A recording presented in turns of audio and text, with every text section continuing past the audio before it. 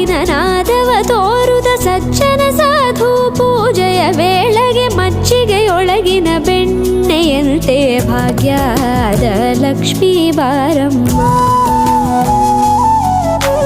ಹೆಜ್ಜೆ ಮೇಲೊಂದೆಜ್ಜೆಯ ನಿಕ್ಕುತ್ತ ಗೆಜ್ಜೆಯ ಕಾಲಿನ ನಾದವ ತೋರುದ ಸಜ್ಜನ ಸಾಧು ಪೂಜೆಯ ವೇಳೆಗೆ ಮಜ್ಜಿಗೆಯೊಳಗಿನ ಬೆಣ್ಣೆಯಂತೆ ಭಾಗ್ಯದ ಲಕ್ಷ್ಮೀ ಬಾರಮ್ಮ.